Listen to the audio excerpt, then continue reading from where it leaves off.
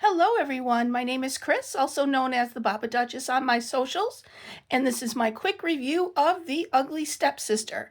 I promise you, you will never hear stomach noises the same way again. This movie takes the traditional Cinderella story and tells it from the perspective of the ugly stepsister. Now, you do have a lot of the same elements from your traditional Cinderella story, like your traditional Disney, but it is mainly about the ugly stepsister and her mother's and then her own quest for unattainable beauty.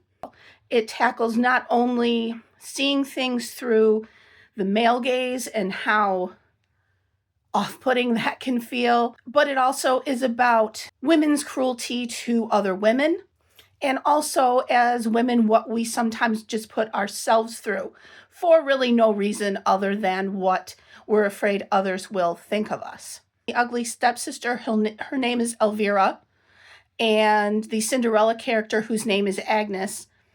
Throughout the movie, you're essentially watching them kind of switch places, where you have Elvira going on this journey of, first she seems like she is a nice girl.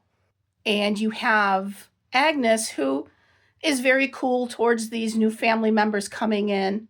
But as the movie progresses and Elvira goes on this journey at the hands of her mother, and circumstances force Agnes to look at things differently, we see them essentially swap places. And a lot of this is seeing Elvira go from being the victim of this, being a victim of her mother's cruelty, a victim of societal expectations, to being the perpetrator of her own misery.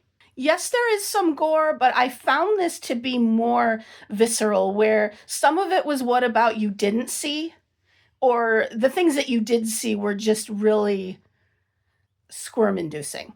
Like, it wasn't all out bloodbath, and I'm someone who likes and can handle a lot of gore. But a lot of this really did make me squirm in my seat a little bit.